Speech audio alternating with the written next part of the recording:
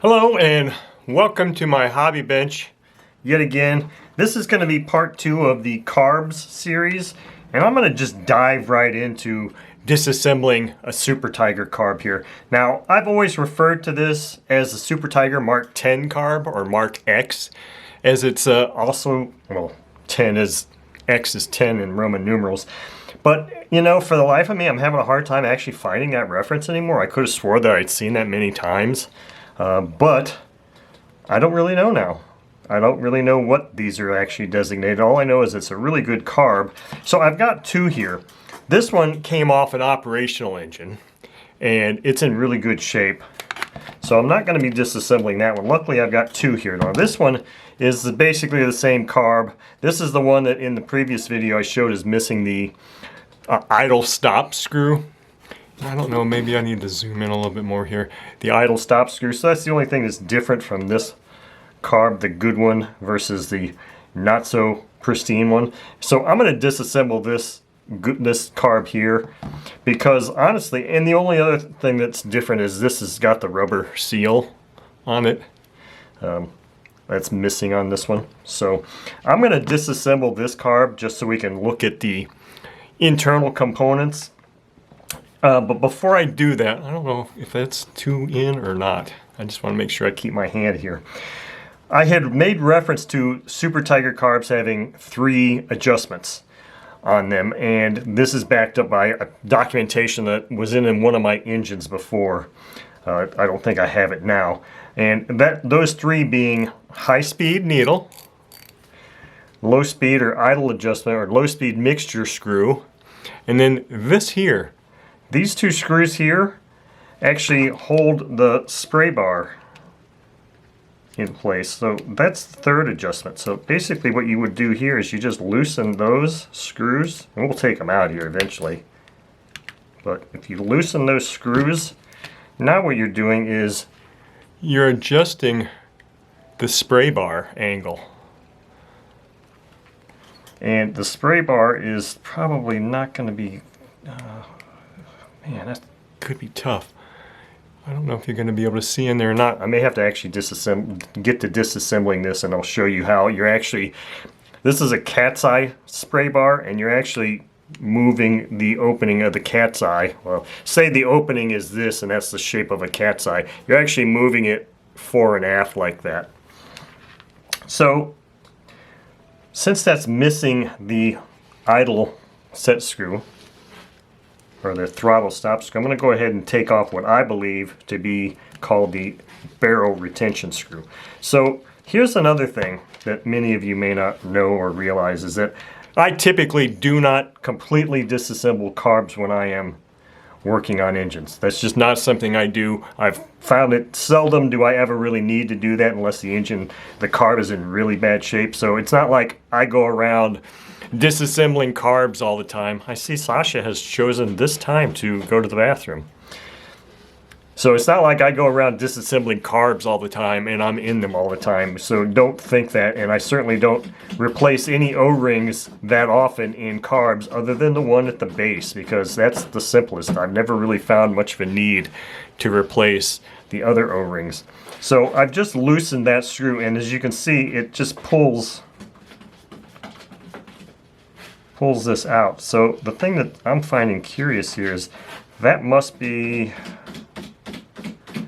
this groove here is where this rides in when it's fully. Let me try and clean this up a little bit. This is just really making it hard to see. That carb is really nasty, that barrel. So if I just kind of wipe that down real quick,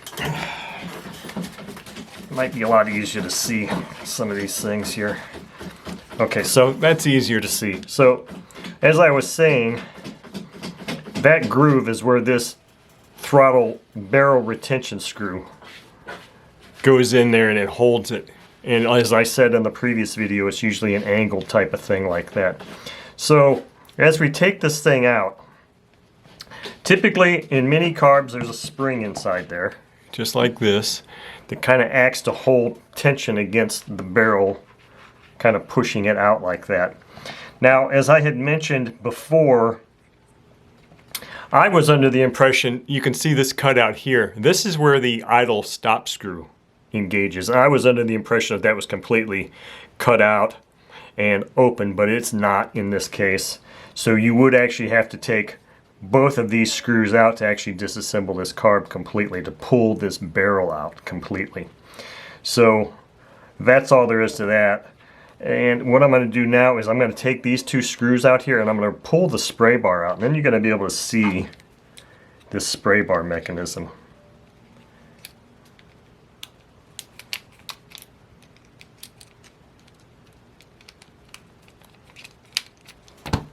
Easier said than done.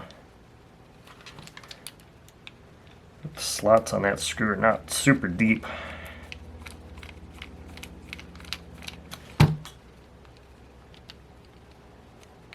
Okay, so anyway, I didn't take it fully out because the spray bar came out. So what happens with this carb is, let me kind of maybe try and clean this spray bar up just a hair too, just lightly. I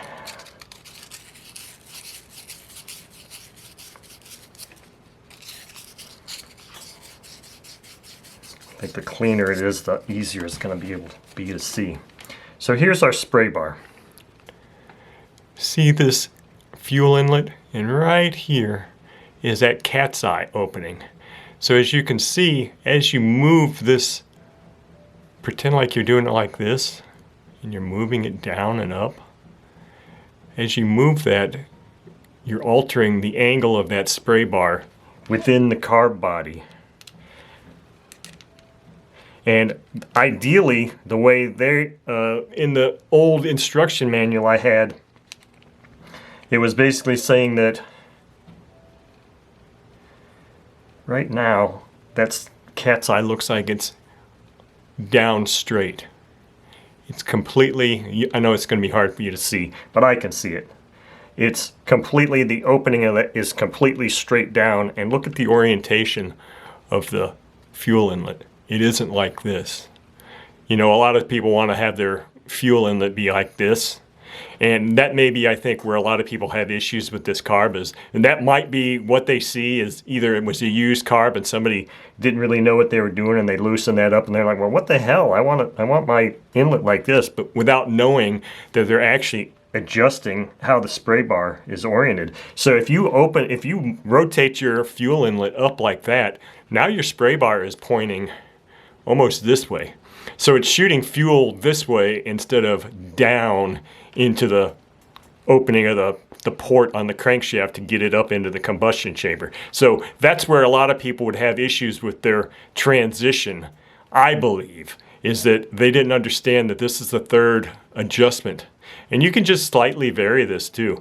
Typically what I would do, and showed in a video, is that if you angle this fuel inlet down so that it's pointing down towards the rear lug, pointing directly at the rear lug, that's about vertical for your cat's eye to be going straight down, and that's the ideal optimal place for fuel to be going into the crankshaft. But I mean, so this is one of those places where people can make an adjustment there. So if we pull this spray bar out, I'm not seeing that there's an O-ring here at all. It looks like the sealing is just this brass mechanism against this aluminum body. So there's no O-ring there. Let's take this high-speed needle all out. I'm sure there's an O-ring. I don't know if there would be an O-ring residing in there or not. And if there is, how in the heck would you ever pull it out? How would you see it? I can't see it. It's dirty in there. I can feel by the way this came out that there's probably an O-ring within this threaded area, but again, it's one of those things where maybe I feel it. How do you get in there and replace that? So that's why I typically don't ever mess with those types of things, and that's why you'll also see the fuel tubing trick on a lot of OS engines, a lot of other engines, that maybe this isn't as tight as it could be, or maybe that internal O-ring isn't any good anymore, and you just put a piece of fuel tubing on there and collapse it down. You've got to have the right length, and it collapse it down and it forms a really nice seal, and that's a real quick and easy fix for that. So here's the other thing with this is on this throttle, you've got, I don't know why I'm sitting there turning it, it does that. You've got a screw here that allows you to remove or adjust the positioning of this throttle arm. So, and you can just take that thing off. So I've seen carbs with these things broken, and this is a part that's replaceable if you're lucky enough to find it. So here is our low-speed mixture screw. And so hopefully you can see that jet, that needle right in that hole there, right here in the hole. That is your low-speed needle. So I'm going to kind of make a mental note of this, and I'm going to pull this thing out, hopefully, just for educational purposes. Now this has got an O-ring in it, I can tell. And this one, it would appear that it just comes out this way. Now I have seen other carbs, and I believe it's an OS carb.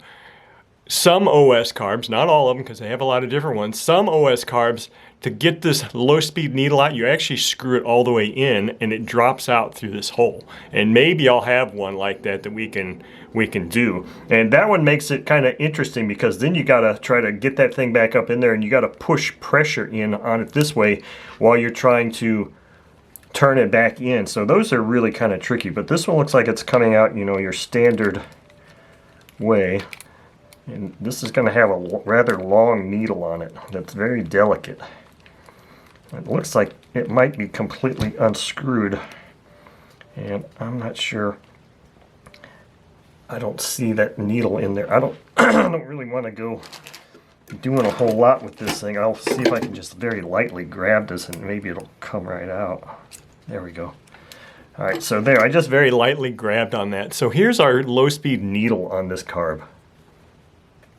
A little bit of, so this you can see is a very delicate little mechanism, and there is a O-ring right here that can be replaced. Now this one felt really tight unscrewing, so this O-ring is in good shape, and as long as, I hope you can see that, as long as the O-ring isn't completely flat and you can visually see, feel, and see at least a little bit of the bump up above there, it's probably fine. Of course, if it's cut or frayed or anything like that, it needs to be replaced. But that's what your innards look like from this Super Tigre Mark 10 carb.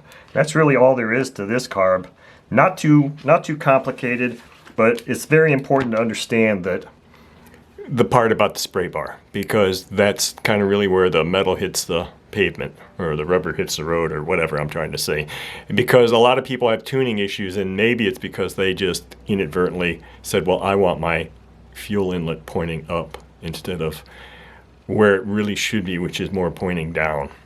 So anyway, that is part 2. Inya, I hope I haven't been saying Inya all this time. Super Tigre Mark 10 carb.